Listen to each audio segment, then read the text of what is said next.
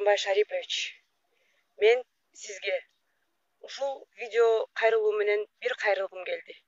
Акыркы айдагы коронавируска байланыштуу болуп өткөн окуянын артынан биздин кыргыз элибиз кандай абалда турганы так маалым болду. Ансыз деле билгенбиз абалыбыз ким экенибизди. Мына элибиз бар, жерибиз бар, алтыныбыз бар, суубуз бар, бирок ошого ээ боло албай койдук. Ар бир элге кул болуп иштеп, монтип жүрөбүз, тентип, мигрант болуп. Мен Турция мамлекетинде 2 жылдан бери иштейм. Өзүм көп балалуумун. 8 баланын энесимин. Ушул керек болсо бир пособияга көргөн жоксуздар. Азыр болсо ушул Турция мамлекетинде канча деген кыргыз бир туугандарым иши жок, акчасы жок, ачка отурат. Шуну бир ойлонуп көрдүңүзбү? Биздин деңгээлибизди бир жакшылап бир ойлондуңузбу? Депутат эле дейбиз. Кана депутаттарыңардын бирдеме кылганын, бирдеме кылса ушуну темсилеп жүрөт белек. Ачуум келет, бирде арданам. Эмнеге деп? Президент болоор алдында кандай гана сөз бересиңер? Болуп алгандан кийин өзүңөрдүн камыңарды көрүп коюп гана отурасыңар. Силерге эмне революция эле керекпи? Иштешиңер үчүн эмне керек силерге? Мен сизден ушул видео кайрылуумда талап кылам. Ушул Турциядагы азыр кыргыз боордошторум канчалары үйүнө кете албай жатат, канчалары ачка жатат. Ошолордун баарын тезинен өз мамлекетибизге алып кетиңиз.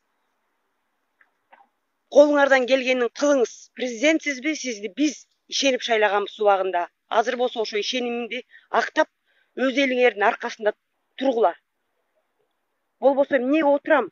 Эмнеге президент болом? Колуман эч нерсе келбесе. Элдин өкүлү катары талап кылам. Ушул видео кайрылуум бардык интернет булактарына чыксын. Мына бүгүн 30 март саат кечки 12 карантин убагы, элдин эшикте ач калган убагы. Калганы мамлекет башчылары өздөрү чечсин. Биз кимге ишенип жүрөбүз? Бизге ким жардам берет? Ойлонсун, мамлекет ойлонсун. Талаада калган кыргыз элимди ушундай бойдон калтырсаңар, күнөө сизде. Силерди абийиңер соттосун эле демекчимин. Биздин Кыргызстанда мына азыр 2 киши каза болду деп айтып атабыз. Аллах сактаган болсун. Ким далилдеп берди дагы? Эгерде биз баягы ооруп калып анализ тапшырганы барган болсоң, биздин мамлекеттик дарыгерлер айтат. Баягы жолдомо жазып берет. Баланчы деген менчик лабораторияга барыңыз, бизде андай аппарат жок дейт. Жөнөкөй каныңды анализ ала албаган аппараты жок Кыргызста. Коронавирусту аныктай турган аппаратты каяктан алды айланайын садаган? Кайдан алды? Анан жанагы Ноокат районунда 3 уjuктуруп алыптыр дейт. Коронавирус эмне? Жердигине карап тиер экен. Бир учакта келген болсо, бул Ноокаттыктар ушул жерде отурат экен, анан Сузактыктар бул жерде отурат экен деп тандап барып тийиптир. Анан ошол тажылуу вирус менен деп шектелгендердин баарын башка мамлекеттер дарыканаларга жаткырып аткан болсо, ооруканаларга, биздикилер барып чайканага жаткырып атат. Чайканада жатып, эң соңку жолу умрада жуундум эле деп кече өзбек аялы ыйлап атат. 11 мартта жуунган бойдон жуун элекмин. Же бул жерде дааратканасы жок экен, же жууна турган жери жок экен, же бизге ийне сайган киши жок, же бизди караган киши жок деп ондогон кишилер ыйлап какшап атат. Калппы. Же буларды баягы мага жооп берип аткан азаматтар көрбөй атабы? Же алардын кулагы дүлөй болуп калды ушуларды көрбөй аткан? Кээ ушулар жөнүндө болуп атат. Анан Мадумаров коронавирус жок деп айтты. Айланай, башыңарга мүйүз чыгып кеткен жок, ошо 30 жылдан бери Мадумаров касылып келет. Кезинде айтып койгон киши, чындыкты көтөрүп жүргөн киши дайым тепкиде калат.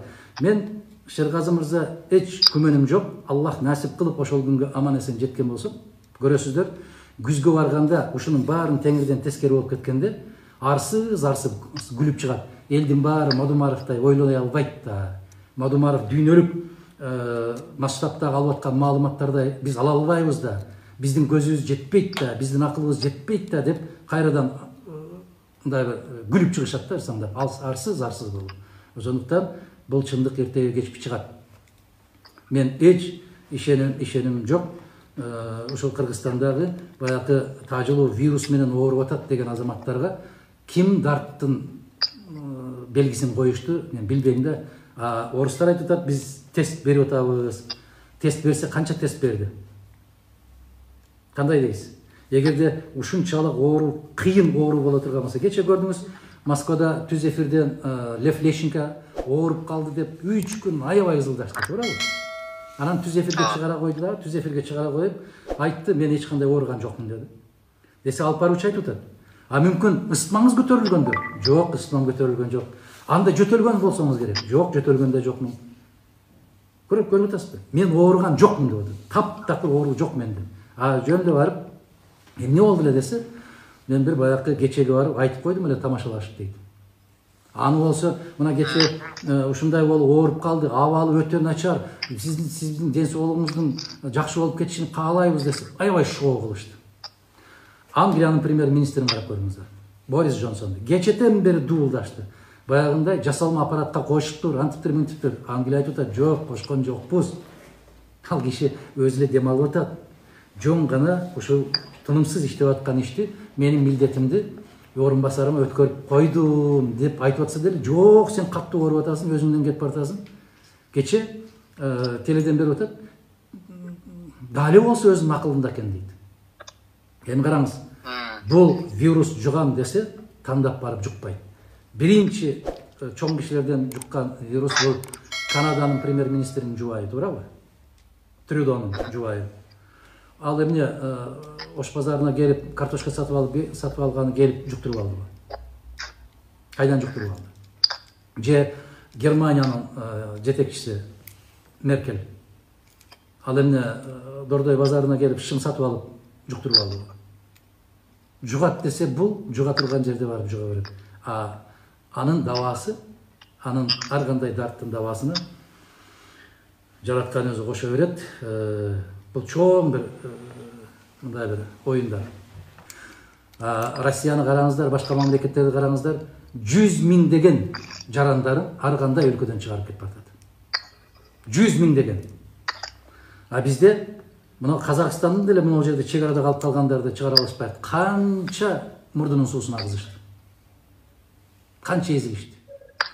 Иранда калып калган биздин баягы айдоочуларды, алыс сапардагы айдоочулардын 50 кишини чыгара албай канча азап чегишти. Ошону алып келе албай канча азап чегишти. Алып келиштин кажети жок. Алар ошол мамлекеттер менен сүйлөшүп койсо, алар өздөрү келип алат. Маселе ушунда турат. Алсыз, сабатсыз, анан кадыр баркы жок деп айтсам, да кээ бир докторлор тызылдап кетпесин, бул чындык. Силерге жагабы жакпайбы бул чындык. Мен ошол жерден Чубак ажы жооп берген экен, ошол илимдин докторуна караганда, Чубак ажынын дүйнөлүк алкактагы ой жүгүртүүсү аябай бийик экендигин көрсөттү. Мадумаров вирус жок деп айткан жок. Бул вирус бүткөндөн кийин дүйнөлүк алкакта Кыргызстандын орду кайда болот? Биз кайсы жерде калабыз? Биздин экономикабыз кандай болот? Биздин жагдайыбыз кандай болот? Мына караңыздар, тажылуу вирус келип калыптыр деп, ачкачылык бул сенин бир тууганың эмес. Кезинде буудай өндүрүүчүлөрдү жок кылдык. Сырттан келген буудайларга, ундарга баягы бажы төлөмдөрүн алып салып, 3 тегирменчинин чөнтөгүнө иштеп берди. 1,5 миллиард сомдон ашык. Бүгүн буудай өндүргөн кишилер жок. Эртең ушу тажы вирусуна деп шылтоо кылып, кээ бир мамлекеттер чек арасын жаап, сыртка ун чыгарбай, буудай чыгарбай койсо, Кыргызстандын абалы кандай болот деген маселени айтып атам мен. Түшүнүп атасызбы? Төө десең бе дейт, бети кара көө дейт деген сөз бар кыргызда. Мен башка маселени айтып атсам, сөздүн нугун башка жакка буруп кеткен, баягы кемчонтойлорго айтып коеюн. Мадумаров коронавирус бүткөндөн кийин биздин экономикабыз эмне болот? Күнүмдүк оокатын күнүм таап аткан, бизде нан бышырып аткандар бар эле. Базарда араба сүйлөп жүргөндөр бар эле. Күнүмдүк оокатын күнүмдүк кылып баягы ашкана, чайканаларда, ресторандарда идиш жууп, пол жууп, күнүнө 400 сом, 300 сом, 500 сом акча таап жүргөн азаматтарыбыз бар эле. Алардын күнү эмне болот деген маселени коюп атам мен. Мына Россиядан жыл сайын 2 миллиард доллардан ашық ақша келчү эле. 2,5 миллиард. Бұл расмиси. А мүмкін баягындай атам өлүп кой, апам өлүп кой деген акча менен келип аткандардын 3 миллиард доллардын тегерегинде акча келчү эле. Ошол акча Кыргызстанга кирбей кала турган болсо, келбей калса, Кыргызстандын айрыкча айылдагы жашап аткан азаматтардын көргөн күнү эмне болот? Маселе ушунда турат. Бул өкмөттүн интеллектуалдык потенциалы